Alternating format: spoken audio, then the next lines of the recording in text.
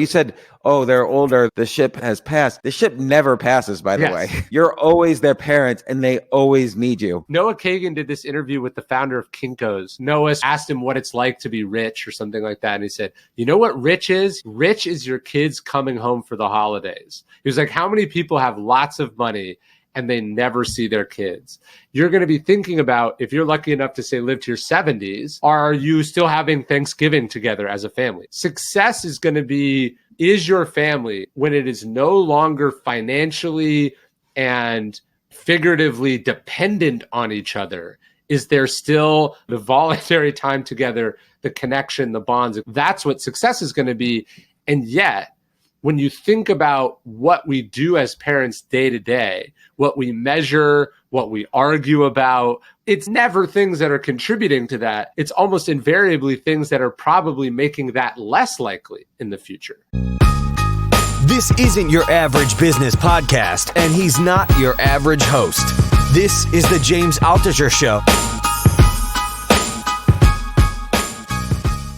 I am curious, like, you kind of curate every book in the bookstore, right? Yeah, the idea is that it's only books that I like. So tell me some of the ones in the background. I see some Robert Greene there. Oh, well, these are not bookstore books, not all of them, but let me see.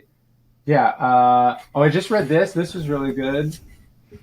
Have you know Mike Duncan? He has the History of Rome podcast. He wrote a biography of Lafayette, which is really good. This is a biography of Rickover, Hyman Rickover, that I thought was really interesting. This is the Taylor Branch series on Martin Luther King. That's really good. Queen Elizabeth was a big character in Discipline. So there's 1, 2, 3. There's like 5 or 6 on her. Queen Elizabeth, the second or the first? The second, the late Queen Elizabeth. Well, I guess they're both the late at this point. Yes. But yes, the recent one. Let me ask you a question. You have Hyman Rickover there, and obviously Hyman Rickover was a big influence on Jimmy Carter, who recently passed away. Yes. And in fact, wait, isn't it? Did he pass away? I think he's still alive. Oh, let me see. He's in hospital. But yes. Yeah. I am sorry, President Carter, for saying Jerry that. Springer is the one that passed away. Well, I wouldn't compare. I didn't confuse the two. Let's put it that way. In 1976, Carter's campaign biography was called "Are You the Best?" which was a quote from Hyman Rickover saying to him, "Are you the best?" And Jimmy Carter said, "No." I think you wrote about this. I told this story last time I was on the podcast. It's one of my favorite stories of all time. And so, but my confusion about that story is Jimmy Carter thought about it and said, "I wasn't the best." Yes. And Hyman Rickover walked out. Now, we know the conclusion of the story, which is that, Rickover did bring Carter onto a submarine and was a huge influence and mentor to Carter. But why did he walk out, and why did he then hire Carter? So important distinction. The question was not, are you the best? What he said was, he said, oh, did you try your best? He said, how did you stand in your class at the Naval Academy? And Carter sort of very conceitedly or proudly said, I was 89 out of a class of 500 or 600 or whatever it was. And then Rickover says, but did you always do your best? And so Carter thinks about it and he wants to answer, yes, of course. And then he stops himself and he thinks about it and he goes, no, I didn't always do my best. He thought about, times that he didn't try as hard as he could have, times that maybe he could have done extra credit that he didn't do, times he didn't push himself physically, books he could have read that he didn't read. And so for him, the answer wasn't that he wasn't the best. It was that he hadn't always tried his best. And so when Rickover leaves, I don't think he's not condemning Carter as worthless. I think what he's done is challenged him with this idea of, it doesn't matter how you ultimately end up placing or, your rankings. It doesn't matter that you win. Ultimately, the measure that you have to test yourself against was, did you give all that you could give? Did you do everything that you could? And that sort of question haunts him. It's funny. You could never title a campaign memoir, "Why Not the Best?" in 2023. Not just because it sounds a little conceited, but like the nuance there. he was saying, why not the best? I'm going to give my best. That's not what I don't know. There's an earnestness to that I feel like we don't think about today, or we don't expect from politicians, which is what's really incredible about Carter. Like, post-presidency, I think he's indisputably America's best ex-president, right? Like, he's had the best post-office term than anyone. And his term didn't go spectacularly, but it actually did have a bunch of great accomplishments in it. But there is something about Jimmy Carter that I think is different than all the other presidents, in that he seemed to be a human being first and a sort of a political figure second. He was more, both to his credit and to maybe many people's dismay, he was very introspective and honest about it. And people would criticize him for that. Yes. Like people always say, I don't want a regular politician. Yes. And then Jimmy Carter sort of comes out of the blue. Like, nobody knew who he was before that campaign began. He was unlike most presidential campaigns, he was like a very unusual surprise. Yes. And coming up post-Watergate, people didn't want the usual politician. But then when he would say things like, I pray every day, sometimes I have lust in my heart. Like, there's all these quotes he has that everyone's like, oh, shame. I don't want a president like this. Yeah. And you have to wonder, like, to some extent, I view him as very stoic in the sense that, like you said, he didn't have the best presidency. Yeah. And I don't know if he ever admitted that or not, but as a post-president, he was sort of incredible. And, by the way, ironically, Nixon was probably a better post-president than he was a president. Yes. Well, it's hard for Nixon because Nixon was such a bad president, or such a bad person in office. It was sort of nowhere to go but up. But the other interesting thing about Carter is a lot of our view of him now is a reflection of how screwed up our views were then. So I'll give you an example. Carter gives his famous speech, his moral equivalent of war speech, which he was basically saying, look, we are hopelessly dependent on foreign oil, and this makes us weak from a foreign policy perspective. It makes us beholden to corrupt regimes with terrible human rights records, and it's just not scientifically or environmentally sustainable, right? Mm-hmm. So he gives this speech, and the moral equivalent of war is a phrase from a very famous William James essay about how war is terrible, but it brings out some of the heroic, great attributes of human beings, courage and sacrifice and selflessness. And he was saying what human beings need are causes that are like wars, but are not destructive like wars, to throw ourselves into. And Jimmy Carter gives this speech, and he's saying we need to have the moral equivalent of a war against our dependency on oil. And so he puts solar panels on the roof of the White House. He turns down the thermostat, etc.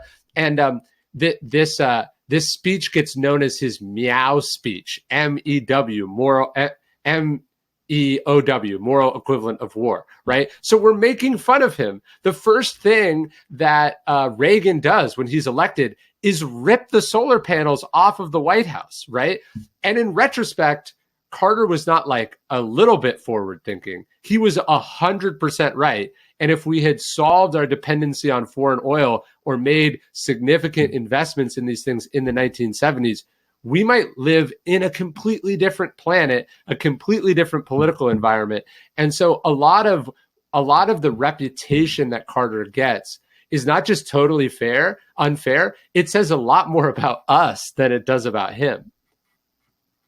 No, I agree. He kind of shed a light, and I don't mean to make this a podcast about Jimmy Carter. Yes. I want to get to your excellent book, but he kind of was like a mirror where people kept saying, oh, we need a different type of politics, a different type of politician. We had Nixon, we had LBJ, Vietnam, we had all these.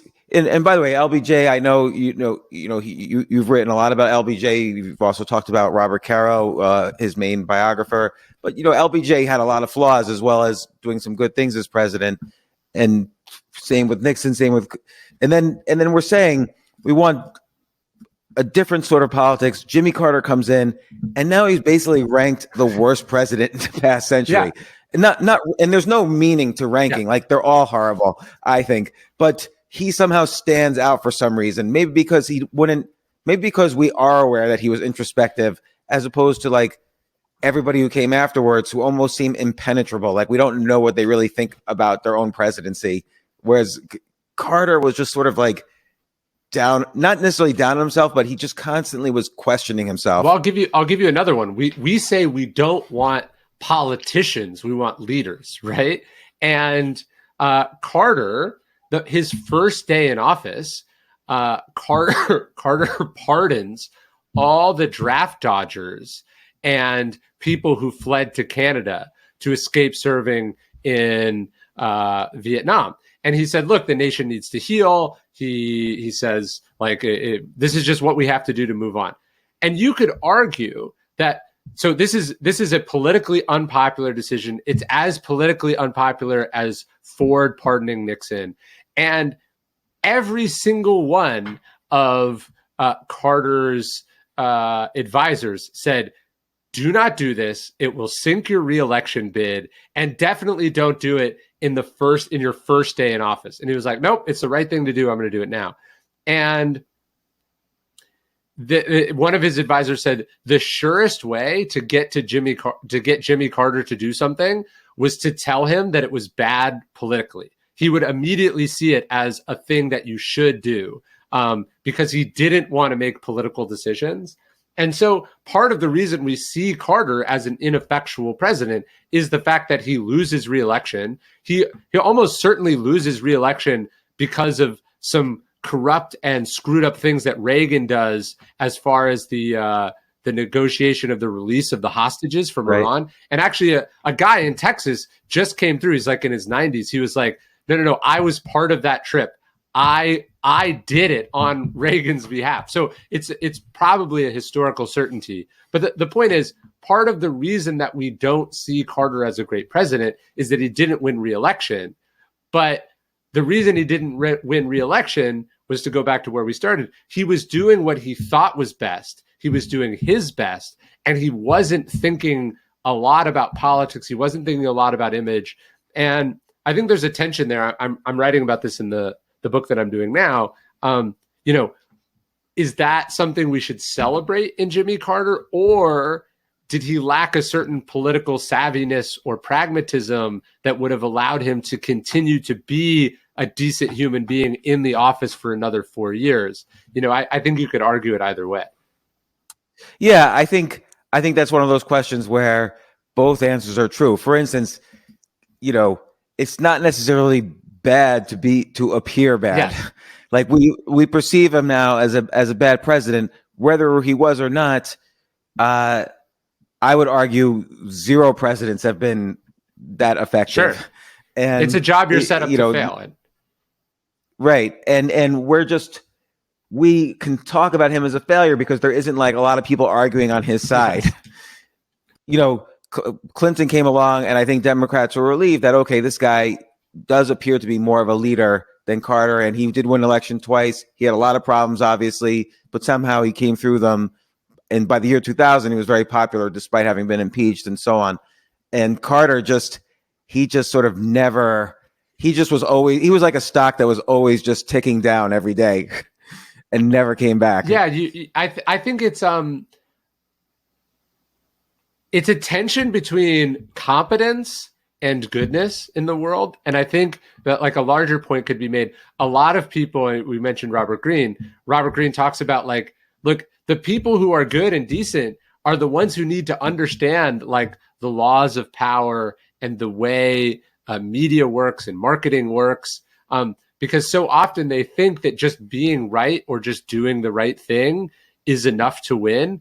And unfortunately, reality is a lot more complicated, right? Like, you have to be savvy and you have to be strategic. And I think you see a lot of companies, organizations, causes, leaders fail because they're just like, I'm right. That's enough. That's enough. Well, you see them say I'm right. And this actually is related to your book. to all of your books, really, Jimmy Carter wasn't that great a storyteller in the political sense. And Ronald Reagan, Bill Clinton, Donald Trump, all these people were really good storytellers. Whether you could say the stories were true or not is another thing. You know, the premise of a story about Make America Great Again, which is, by the way, a Reagan slogan that Trump took. People don't even know what that means. When was America better before than it is this moment is unclear. Nobody ever answers that question. No, I had never even heard anyone ask that question. But that's not a story that Jimmy Carter was willing to tell and talk about. And because it felt manipulative. And I think people don't realize it. And I know they don't realize it. People like to be manipulated.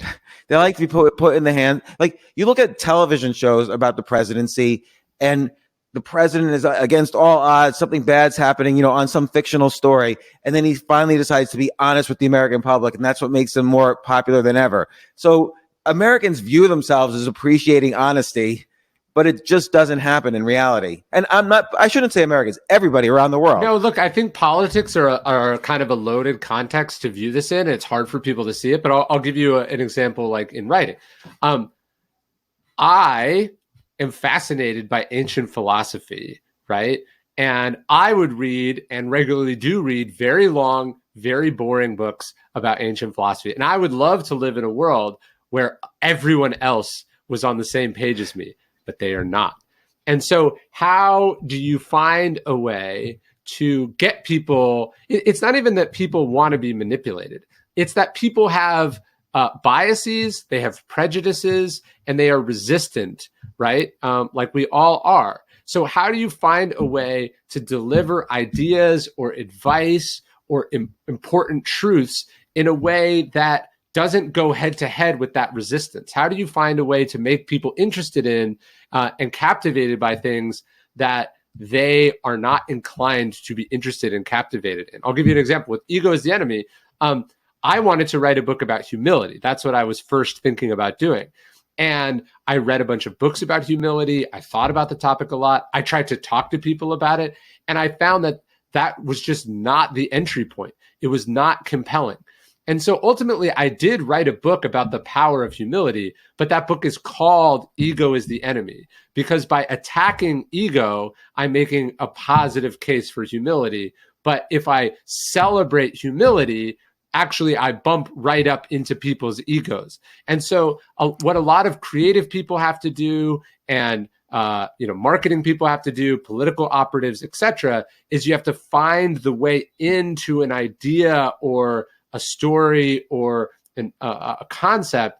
And it's not just, oh, this is important. Oh, this is correct. Oh, I'm excited about this. There's more artistry and deftness required there. Well, it's interesting because classically, you need an enemy to make a story compelling. Often, yes. So, and you talk about this in your book, The Daily Dad, that it's not about telling people, listen, you need to be more humble. It's you need to set an example. I think a big theme in your book, or one of the big themes in The Daily Dad, which is such a powerful book, by the way, as a father, I could say this, but even if you're not a father, for instance, if you're a mother, you talk so much about, setting an example of how you personally deal with hardship or the potential hardships in your life without necessarily telling the kids, hey, life is hard. This is what you do, or you better do this or else life's going to be horrible for you. Like, this was always something very important to me as a parent. Was I had a lot of problems as my kids were growing up, but I would never let them obviously see specifically what the problems were. I just let them see what I was doing to solve these problems. And I think this is my one saving grace as a parent, because in other ways, I don't think I was that great. But your book was a painful book for me to read, actually, because it just made me think so much about my own, 24 years experience now as a father. And, there's nobody who's a great parent, just like It's hard to be the worst or the best at anything. And have a lot of people told you that, like this this book is sort of bittersweet to them as they read it? No, that's really interesting. I haven't thought about that. I mean, your kids are obviously older, so it's not that the ship has sailed, but there are probably things that I think every parent wishes they did differently. It is funny though, actually, to go to what we're talking about. It's like hard to get people to read stuff.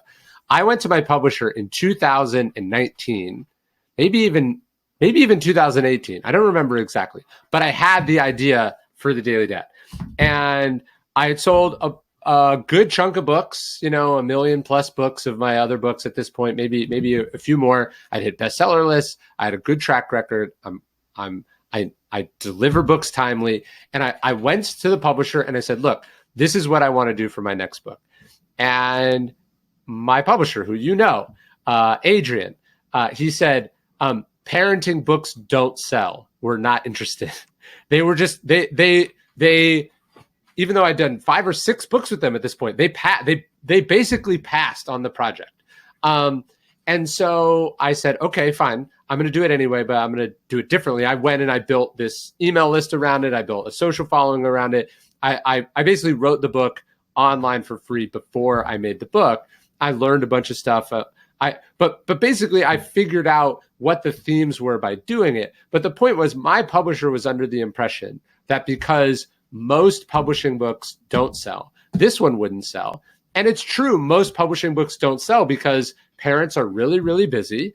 And most parenting books are not very good. They're not very actually conducive to the life of a parent. And I think they're either very much written for women or they are very patronizing and condescending to dudes, right? And so I had to figure out how to get through not just the reservations of the potential reader, but also the reservations of my own publisher. When it came back around, we worked out a good deal on it. But how did you convince him that this would be something worth trying? I guess because, the publishing industry today sort of revolves around the numbers of social media platforms. So if you demonstrate that, look, this is, I set up a different social media presence in some sense, even though it was still Ryan Holiday. I set up a different social media presence. Here are the results. That kind of directly translates into what kind of advance a publisher will give. I built a big email list that delivers the Daily Dad email every single day that has, almost 100,000 people all over the world. I built a big social media following. I made videos about it. Also, the Daily Stoic probably sold another 1 million copies between now and then. So I had a bit more leverage and a bit more credibility with the publisher. But also, I took less money for this than I would have taken for a different book. I know it's going to work. I know it's going to do well. Because I have evidence in myself at this point. But again, just because you're excited about something, just because you think it's important, doesn't mean it's going to work. You have to figure out where the audience is, what they need, not what they say they need or what they say they want, but what they actually need and what they're actually going to be interested in. And that's a lot of work. And I think a lot of people, they just trust their gut, let's say, and that's not a good instinct. Or that's not verifiable enough or quantifiable enough. Anyways, that was just something I was thinking about. No, but you make a good point, which is very important lesson for writing, for speech making, for any kind of communication. Basically, you have your set of interests, right? So you were interested in doing a book on parenting. You were interested in doing a book on humility, and on and on. And you refer to this in the Daily Dad, that the most effective way to communicate is through story. Yes. So basically, you're kind of like in your own internal world where you love it. Like, oh, I love thinking about parenting, and I love thinking about ancient Greek philosophy. And that's just your little island that you live on. And then you have to build kind of a bridge or a way to reach out to people who live in their islands. Totally. And story is the only way to do that. People don't realize there is no other way. Yes. Story is the only way to do it. And you basically refer to the most popular bestseller in history, which is the Bible. And you basically say Jesus rarely told people what to do. He told parables and stories. Like the main character of this best-selling book was the best storyteller in history, perhaps. Yeah, I mean, a great example, right? Jesus doesn't go, okay, fathers, if you have a kid, you should be very forgiving of them and patient with them. And if they go astray and come back to you, you should definitely, forgive them and accept them back into your heart and into your home, right? No, he doesn't say that at all. What he does is he tells a story about the prodigal son that illustrates this. It's like the greatest, most universal writing rule is that you show, you don't tell, right? And that's what Jesus does. He shows the virtue that he wants parents to embody. He shows them what that looks like in the form of a story, as opposed to a lecture or a pronouncement or a commandment or whatever.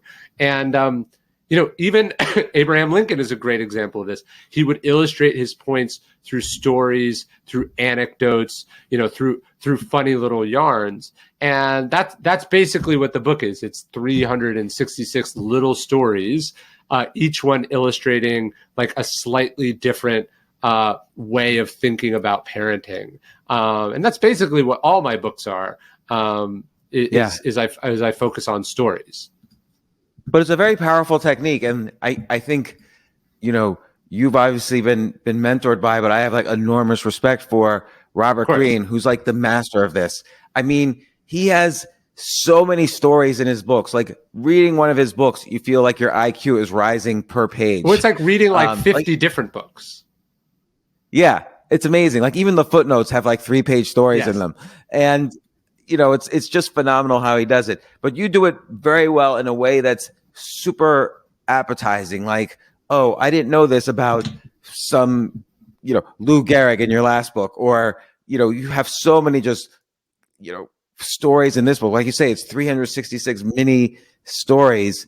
And it does, each one, again, does make me think about my own role as a parent and parenting. And by the way, you said, oh, they're older.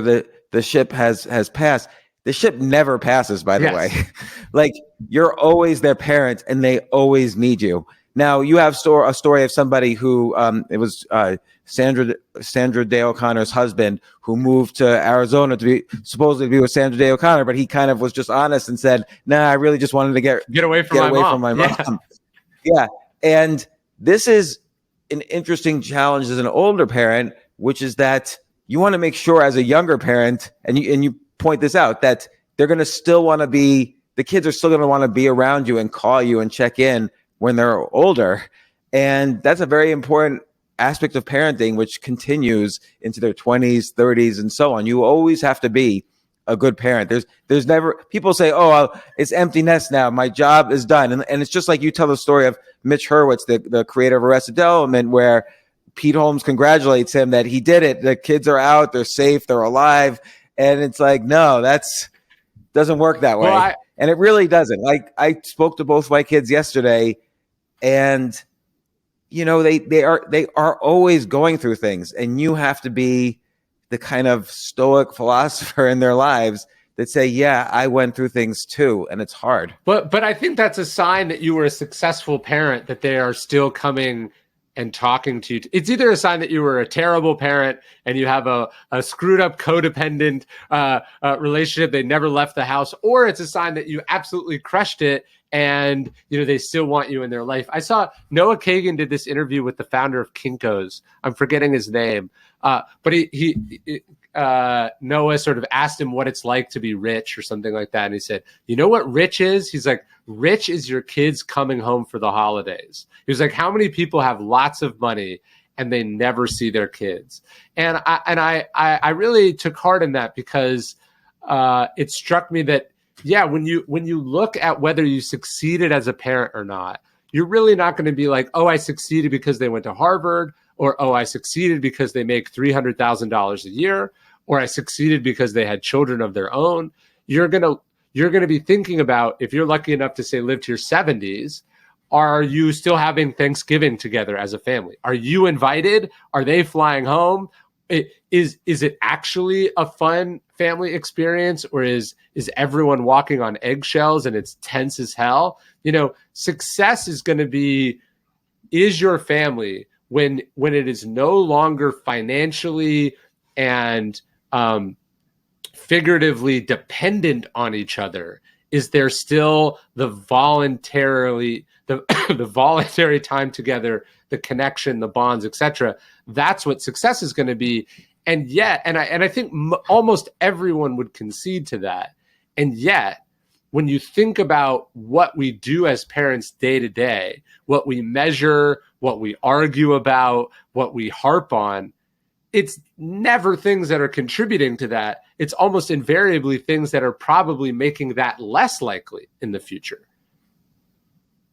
Right. I mean, I don't think anywhere in your book, the Daily Dad, do you say, convince your kids to be, to be a Republican or a Democrat, and argue with them until they agree. Yes. Like, that is just, and yet that's what happens in so many households. And look, we all have opinions and we all want our kids to share our opinions. But often I have to kind of stop myself and say, you know what? I argued just like this when I was a kid with my dad. And rather than just having a good conversation, my dad and I would sometimes argue to the death of this issue. And I'm just not going to do that. I'm not going to have an opinion on this. There's this great quote from Marcus Aurelius where he says, remember, you always have the power of no opinion. That he says, things are not asking to be judged by you. Right. And to me, that is such an incredible bit of parenting advice, because I think about the fights that I've had with my parents as a kid. I think about some of the things that frustrate me to this day. I think about things that I hear about in other families, and you're just like, why do they care that you got a tattoo? Why do they care what color you dyed your hair? Obviously, there's a difference between caring about these things when your kid is 11 and when your kid is 26. But, you hear about parents fighting with their children about their college major, or you hear about them, disowning their kid because of their sexuality. And you're just like, why do you have an opinion about this at all? I remember, I'll share something that I think is both illustrated, but not, it's personal, but not super personal. My sister's husband is a vegetarian, right? Now, my parents paid for, they had a small wedding. My parents paid for like the reception or something like that, right? And they wanted to have a vegetarian reception. They didn't want to serve meat on it. And my dad had really strong opinions about this. And there was arguments about it. And I remember my dad afterwards going, I really didn't think this was a good idea, but it worked out okay. Of course it fucking worked out okay. Why have a fucking opinion at all about food that someone else serves at a wedding, right? All you're doing is creating a source of tension that is going to get between you and the person that you say having a relationship with is the most important thing in the world, right? And so I think that the road that human beings go down and parents go down to their detriment is you just have too many opinions about things that do not matter in the big scheme of things at all. Yeah, and it's interesting because the different topics that you focus on in the Daily Dad, and again, for anyone reading this, whether you're a dad or not, or a Stoic or not, or whatever, or a mom or not, it doesn't matter. These stories are great and universal. I found myself, I was bookmarking every page, and I said, I can't do that, because if you book, if every page is worth bookmarking, you don't need to bookmark any of them. Well, to be clear, it's called the Daily Dad because I am a dad, right? As opposed to it is for dads. And I felt weird. There was something that didn't feel right about the Daily Parent, but that's really what the book is. So, right. So, but the things I think one should have opinions on is what you focus on in the book. Like, for instance, teaching your kids to be grateful, or raising a reader. Yeah. There's one of your chapters. You're a reader, and obviously reading has benefited you so much. You want, other people might disagree with you, who knows, but you want your kids to be a reader. Help them become who they are. Don't neglect yourself. Character is fate. Put your family first. These are all opinions you have that you want to share with your kids, but they're not but they're broad opinions about character and being a better person, and not necessarily like, okay, let's talk tonight about defunding the police. Yeah. Like, we need, part of being a parent is forcing my kids to defund the police or whatever the latest, opinion in the world is.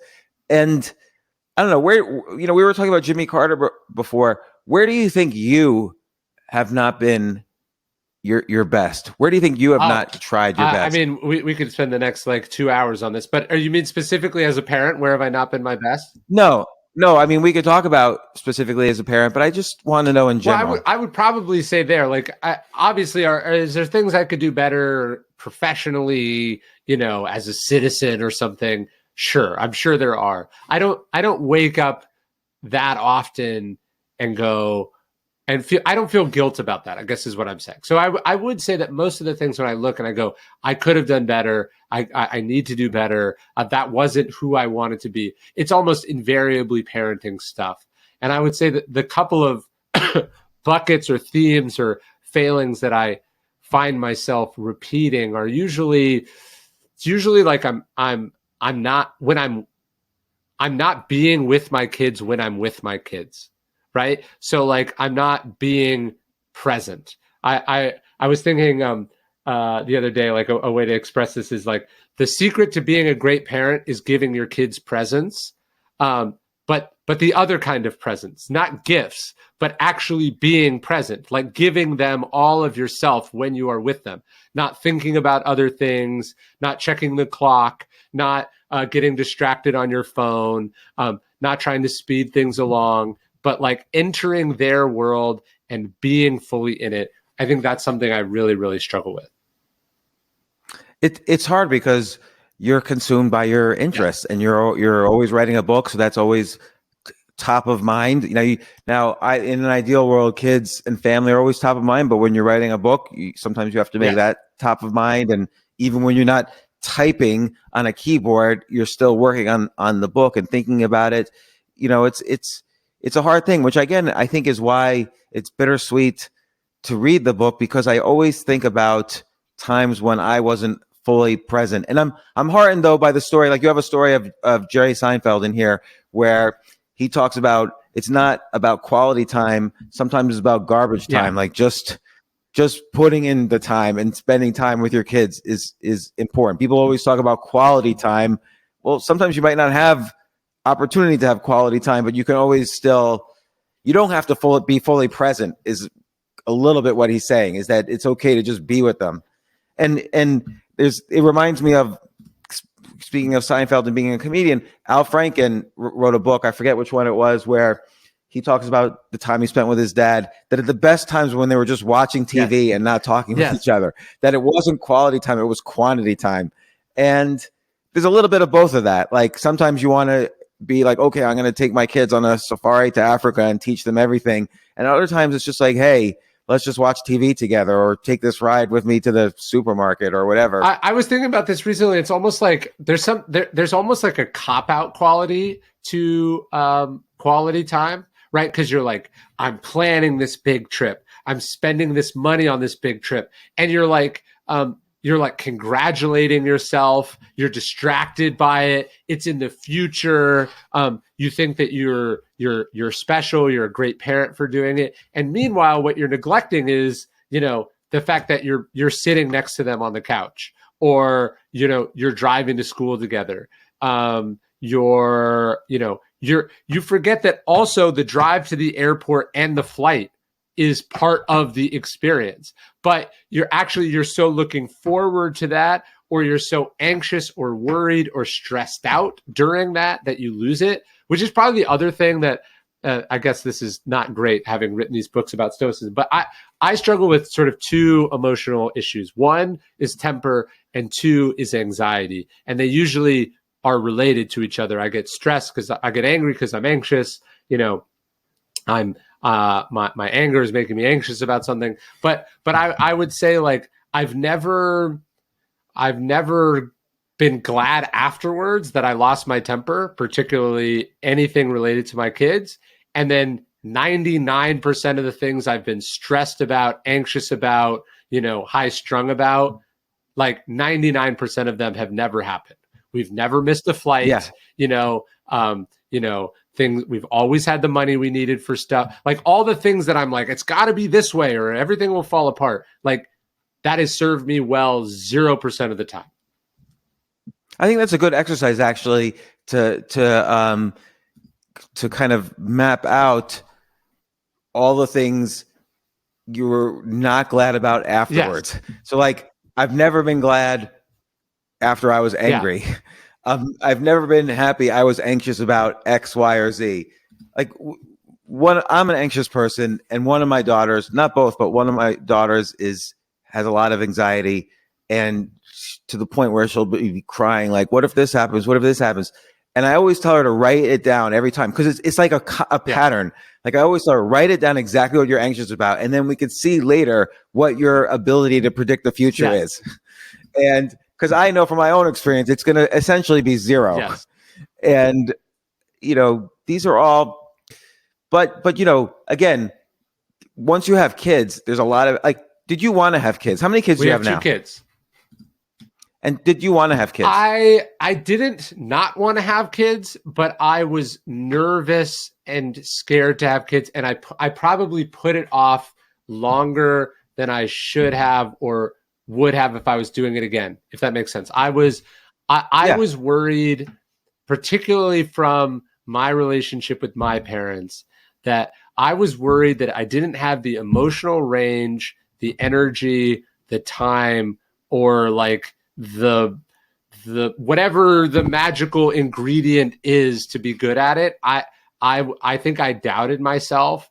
And so I was intimidated by the prospect of it.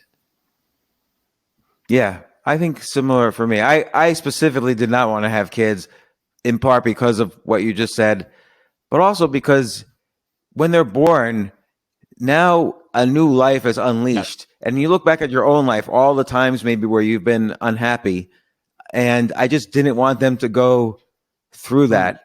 And that was one big reason I was just not happy at the thought of having kids. I didn't want to put another entity through that pain of being human. It sounds almost weirdly egotistical when I say it now, because they wouldn't have been human if they were born. But no, I totally, that was my feeling. Totally get that. And then the funny thing is, then you have kids and it switches, right? You go, oh my God, this thing is happier, sweeter, more innocent, more earnest, all of these things. And then you go, my job is to not corrupt this thing, right? Like, have you read The Road? Yeah, of course. He says like carrying the fire. I feel like your job is to help your kids carry. Your job is to carry the fire, to not let your kids, to not put it out in your kids, to not extinguish it or be so cynical or negative or whatever, or anxious or mean or busy or whatever. That thing, that goodness and sweetness and earnestness that they're born with. Like your job is to help ferry that to adulthood. It's interesting you bring up The Road as I never thought about it. The Road is a Cormac McCarthy's maybe most accessible book. It's a story about a father and son post-apocalypse, post the world having some sort of disaster and everything's sort of wild, like Mad Max kind of wild. But it actually is a book about parenting. Totally. Like he's firm. He doesn't yell at his kid. He doesn't get angry, but he's firm when he needs the kid to understand something. Mm-hmm. And yet he's also trying to protect the kid a little bit from the horror that's around them. Well, no, and we were talking about politics earlier. That's the other one. The kid goes like, because they have to do something. They have to steal something, or they have to fight someone who's trying to steal from them. I forget exactly. But then afterwards, they're sitting around the fire, and the kid goes, "Are we still the good guys?" Like, and I think that's a question that as a parent you have to think about. Is like, where are you the baddies, right? Are you the good guys? Or have you let your own interests or your own, self-preservation instincts about your family, like, are you part of the good guys or not? Yeah, and I remember him asking that question, and it's hard to answer. We all, again, what's good and what's bad. We all, what's moral and what's not. That's a definition that's constantly shifting, which is why kids wonder. They're trying to figure it out, and it's hard to teach them that it's more ambiguous than it seems. I thought of an example about that the other day. I live in this town in Texas, and they're the outskirts of Austin, like San Francisco and places in California. There's a housing shortage, right? And it's hard to afford things. And so they wanted to build this sort of big apartment complex down the road. And some of those units were going to be low income housing, right? It was all going to be affordable, but some were going to be low income housing. Now, most people, if you ask them, they'd be like, yeah, of course, everyone should have a place to live. No family should be cramped. Kids deserve their own room. If you work 40 hours a week, you should be able to afford to keep a roof over your family's head, blah, blah, blah. And then here you have all the nice people in town besieging the city council. How dare you build this near us? Blah, blah, blah. The essence of nimbyism is basically, I have mine. I care about my family. How dare you do anything for anyone else that would decrease or hurt my property values, right? And so the result was they didn't end up building that thing. And those people have to live somewhere, and they live somewhere that's not as nice as they could live in this thing, right? And so, obviously the road is about, the terrible choices you would have to make if you were fighting for your children's literal survival. But I think as parents, we have to ask ourselves, there's this great story, and I forget who it was from, but they were saying that, in the old days, if you heard someone say, let's build a pool for our kids, right? They meant build a pool for the community, right? And today they mean build a pool in the backyard that no one else is allowed to use. Right. And so, it can be so easy as a parent and as a person in the world to think about protecting yours, pulling up the ladder behind you, so to speak. And how much are you thinking about how the decisions you make or the way that, you protect your family? How are you thinking about the consequences or implications of that on other people and their families, particularly less fortunate families? Also, and in the context of being a parent, what's the message you're sending to your kids? Yes. Their kids are very simple, yes, right? But they're usually smarter than we think, and they're dumber than we think. So they're looking at they think in very black and white. Kids' brains don't think in nuances, and so the message they might be getting is that the other is not good to live near me. Yes. As opposed to the much more nuanced thing, which is, there's a lot of nuances in that sure, argument, and where you come down on it. Like, I can't judge those parents. I can't judge people on the opposite side of that. It's a very complicated issue, but kids will judge. Well, and you have this great story or one page. I looked at this page in particular yesterday because it was April 27th. So this is your April 27th. All right, page, let's see what it is. Which is that you're the voice in their heads. And this is a very important concept. This is maybe the one concept I took into parenting. Like, I always remembered when my dad was yelling at me and how disappointed I was in him later from that. Yes. And I never wanted to yell at my kids, but sometimes they need to be told that something maybe wasn't wrong or wasn't appropriate. Yeah. And my method for doing that was to be calm and basically tell them I was disappointed in something they did, and here's the reason why. And that might be a story, the reason why. And that, then that turned out to be effective. So you can either make them cry by yelling at them until they cry, or you can make them cry when they see what they did in terms of your disappointment.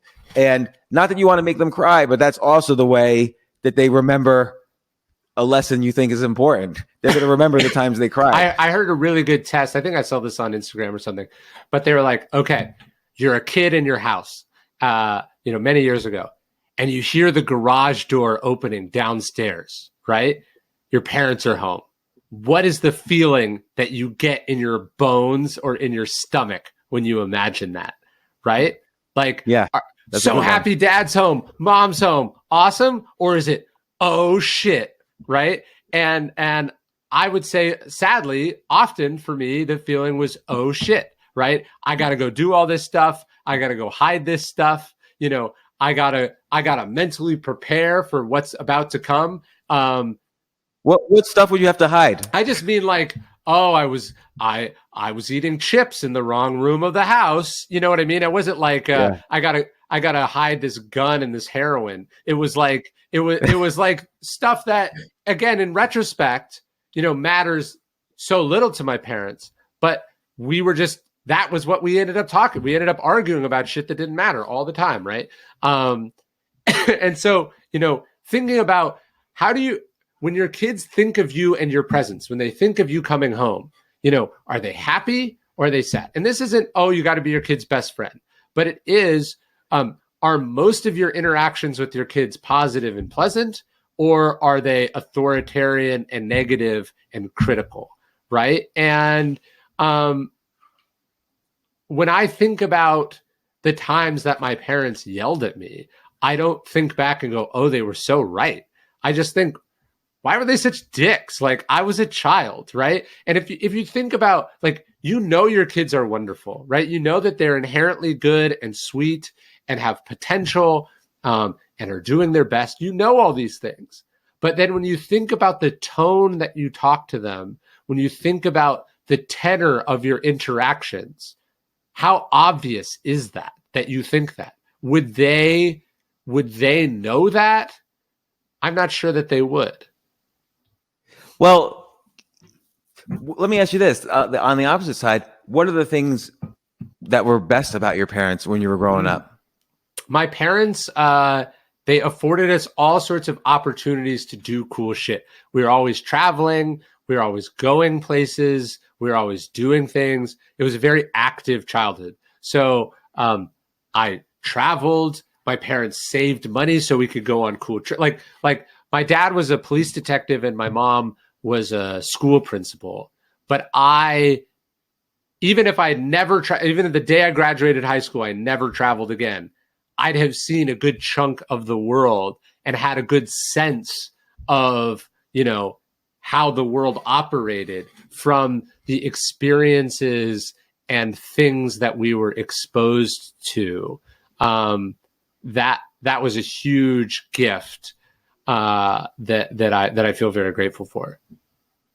Now, did they ever put any pressure on you to get good grades or go to the right school or major in this? Or were they upset when you dropped out of college? They were livid. I mean, our relationship had a lot of trouble recovering from how they handled that decision. And, you know, in retrospect, if my parents had very clear and articulated expectations, like almost the immigrant experience of you need to be a doctor or a lawyer or a whatever, that almost would have been more helpful. I think my parents, not quite sure what I should do or what was possible. They just kind of compared me to other kids. And so for me to drop out of college was very hard for them to swallow because I was the only child of any of their friends who had done such a thing. Right. So they weren't able to see the decision in the context of me and what I wanted out of my life and what my talents were and how that might or might not pan out. I think it was a lot about them. Do you know what I mean? Like, it was a lot about how this reflected on them. And that's a really bad way to judge anything related to your kids, is how it reflects upon you. Yeah, and it's related to another chapter in your book, or, you know, I should say page in your book, because every page is a different chapter and a different story. But it's do not get in the way of their primal inclinations. Yes. And I think this is a very important concept. Like, yes, you can expose them to who you are. Like, this is my favorite music. These are my favorite shows. This is something that happened to me that influenced me a lot as a kid. But they're going to have their own thing going on in their mind and their heart, and it's going to change quite a bit too. So if any influence you have on telling them, like, no, you need to be this, it's just not going to work, because people's passions change throughout their life. So no matter what you tell them to do, maybe they'll want to do it for a split second, but that's the longest they'll want to do it for. And, you kind of have to let them be wrong sometimes too. Yes. Wrong meaning whether that's an objective wrong or a subjective wrong. Yeah, I heard a good way of thinking about this, that you're a gardener and not a carpenter. So your job is to water and prune and provide resources for, as opposed to construct and build. I'll give you an example. This is a minor one because my kids are pretty young, but we tried baseball with my son. We tried soccer with my son. We've tried a bunch of different outdoor activities, like different sports, and he has just not thrived in any of them. And so I took him to a jiu-jitsu class, and he is obsessed. Like he goes 3 days a week. It's all he talks about. It's the first time that anything lit up for him, right? And that is what you're looking for. You're looking for the things that light your kids up, and then your job is to facilitate, encourage, and support them in that thing. Now, he's super into it now. I also have to come to terms with the fact that it could stop doing it for him tomorrow. And then my job will be to help him find the next thing, not to bully or criticize him for being a quitter or whatever, because he decided to stop doing this thing that he did like. And by the way, all of these things, kids are almost a metaphor here, because all of these things apply to all of your relationships. Yeah. Whether your relationships with your spouse, relationships with employees, relationships with your friends, or people readers, for instance, for you. Sure. and for me as well, people you don't know. But you can't, if your employees want to move on and do something else, there's only so much you could kind of persuade them to not do that before they build resentment and not like you and so on. Like I always, from my very first company, I always wanted my employees to eventually quit to do something better than what they were doing for me, except for Jay, who's not allowed to quit at all. I talk to my employees about this all the time. I go, what do you want to do with your life? Because working for me is probably not going to be something you do for the next 50 years. I'm not even going to be doing this in this form for 50 years. So where are you trying to go? And how does our time together help you get there? Right? Like you're doing a tour of duty with me, and I expect certain things from you out of that tour of duty, but you should expect certain things from me as far as setting you up to do and become that thing. And I am going to support you in that. I'm going to help you in that. That's what we're doing here. So, I want to, and by the way, I think that's the best you could do. Like, if you could do that, there's this whole question, nature versus nurture. How much effect do you really have versus their peers? And by the way, at different ages, you're going to have minimal effect compared to their peers. At different ages, you're going to have maximum effect. Your financial situation is going to have a big effect. There's so many factors into being a good parent and understanding the kind of different roller coaster ride of it. Let me ask you, like, this for me is probably the saddest moment of being a parent.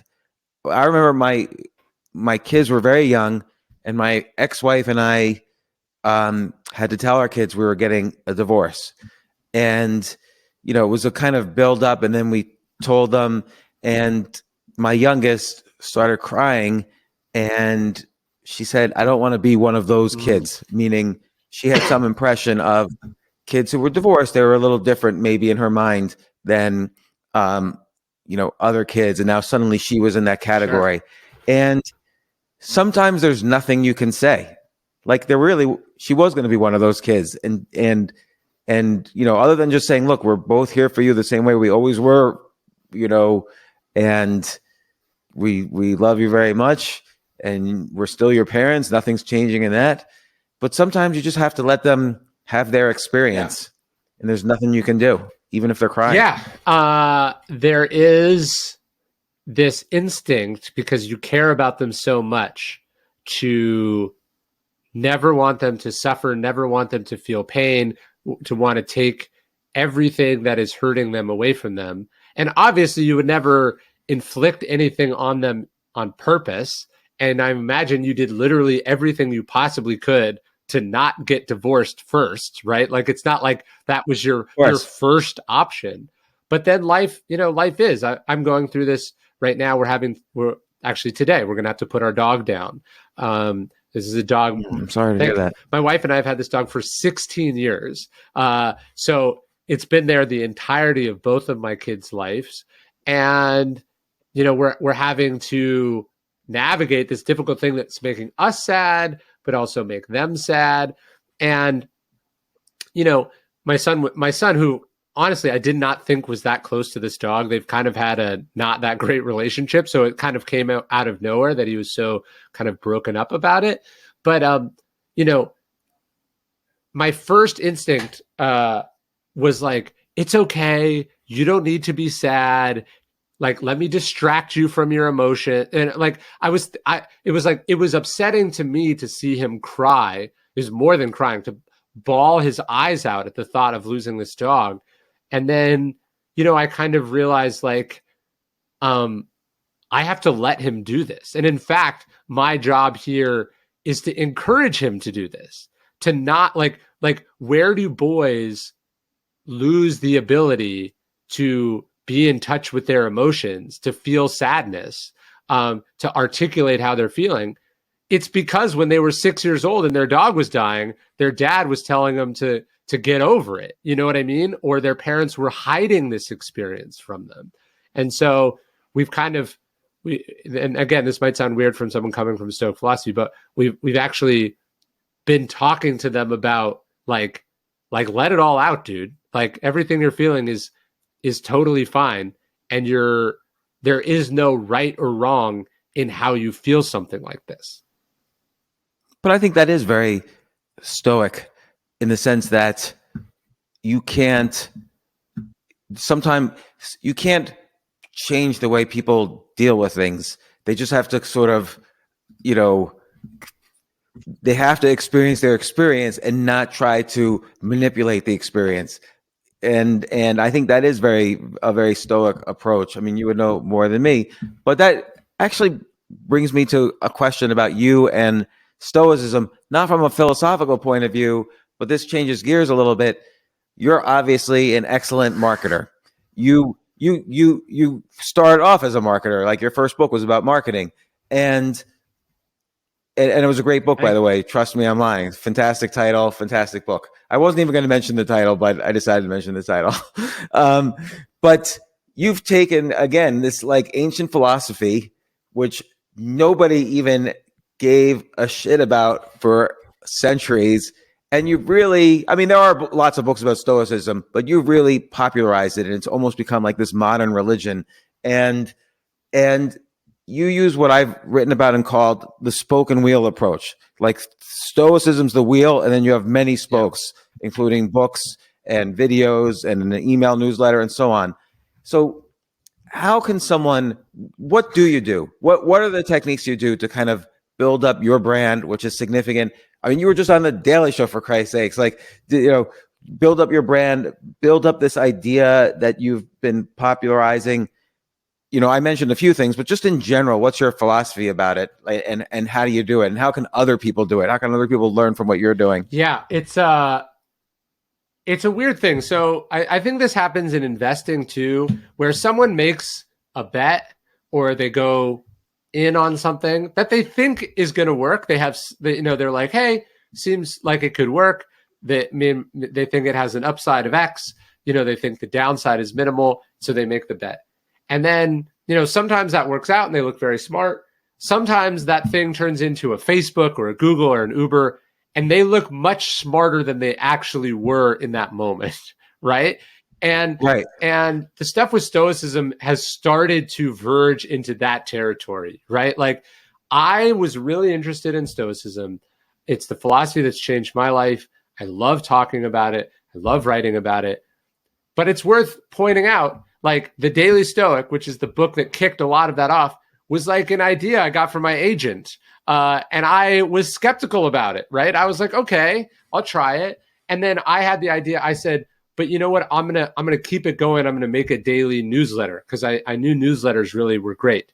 And I didn't have a good reason to have made something daily or weekly before. And I thought, well, maybe I'll do the Daily Stoic email.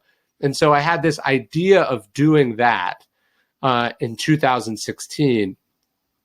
It would have been preposterous if in 2016 I said, look, by 2023, I'll have been on the Daily Show. These books will have sold 6 million copies in 30 languages. Like, that would have been preposterous, right? I just had a sense that this philosophy was something that there was a lot of material in, that it was very tried and true, that it was something I was deeply earnest and excited and interested in, and that it was well suited to like a bunch of different mediums. That's a handful of the reasons I had some sense that it was worth putting time to taking a turn in my life away from what I was doing, which is my marketing company, towards this. That was why I made that decision. I could not have predicted millions of Instagram followers. YouTube now, I think we just crossed 70 million views on YouTube. I could not have predicted any of that. But it's not, you couldn't have predicted, but it's not random. Let's take YouTube as an example. I have never really focused on building up a YouTube presence, which is sometimes confusing to people. Like, my podcast is so much bigger than YouTube, but people sometimes wonder if it's equivalent. What's advice to me? Like, what did you do to build up your YouTube presence? Because you are very particular and strategic about it. I do use the technique you talked earlier about, the hub and spoke or whatever. Basically, I like writing about Stoicism, and I particularly like writing about it in book form. That's what gets me excited. That's what I am most talented at, in my view. That's what's most meaningful to me. But over the years, I've come to understand that is not where most people are, and that is not the best entry point to pretty much anything, right? And so we went, books were where I started, and then I started the newsletter. And then I started an Instagram account where we posted. So the newsletter was one article a day, or one email a day. And then the Instagram was one photo a day. And then Twitter, one quote tweet a day. And then what I did was I brought on my team to say, okay, what are other mediums that we can make this same content in? We can take these ideas and reach people in. And YouTube was one I got serious about maybe 4 or 5 years ago, and then got really serious about in 2020 because there was so much time on my hands. And the way I think about it is, what is stuff that I have written about or talked about that's resonated with people in these other mediums, and how do I translate that to get it to work in let's say YouTube? I kind of think one of the reasons I really doubled down on video was that social media also doubled down on video. So if I make a 1-minute clip, I can post that on Instagram, I can post it on Twitter, I can post it on TikTok, I can post it on Facebook, I can post it on LinkedIn, and I can post it on YouTube. So for 1 minute of content creation, I have 5 or 6 different places, different algorithms, different audiences, different platforms that I can spread that content to. And so, we really invested in YouTube about 3 or 4 years ago, and it's grown super fast. In terms of these videos, how often do you think about production value? Like, oh, let's get some additional footage other than me talking, or I need to be talking really close to the camera as opposed to far from the camera. Like, it seems like you've made some conscious decisions. Well, what I think about, like, first, what is the easiest way to start, right? What's the easiest way to get started? And the first thing we started with were, podcasts or TV spots or press that I had done, right? So we cut all those up and posted them. And then the next thing was, what's audio?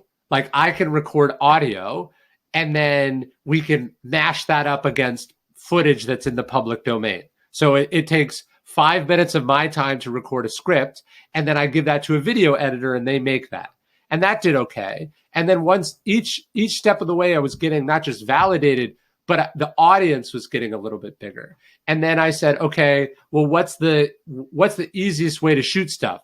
And, you know, a GoPro with a microphone will shoot in 4K, like what you watch a movie on, you know, a GoPro can shoot. So for $500, I got a really good GoPro and some, you know, like a tripod and stuff. And then I shot a lot of stuff myself. And then that did really well. And then I brought on a full-time person to shoot video. And so, and then it's like, hey, if we get this really cool drone, we can add, you know, exciting B-roll. So I basically just, I'm just always thinking, how can we take what we're doing and make it a little bit better? So I start with something accessible and practical to see how it works. And then once it works, I'm just elevating it and elevating and elevating it. And then, you know, if you're getting 1% better every day or every week, you know, you get a lot better really quickly. That's very true. So, you know, there's this book, Measure What Matters. I think it's by John Doerr, the venture capitalist. You obviously measure the success of the different things you're doing. What has worked the best? Like, let's say across YouTube, TikTok, Instagram. What do you feel? What do you do when you know that you know if I do this because of the statistics that I've measured about all my content is going to really work the best? The two kinds of content that seem to work best are stories and lists. I think the highest performing story video we've ever posted was me telling a story that Kurt Vonnegut tells about him and Joseph Heller.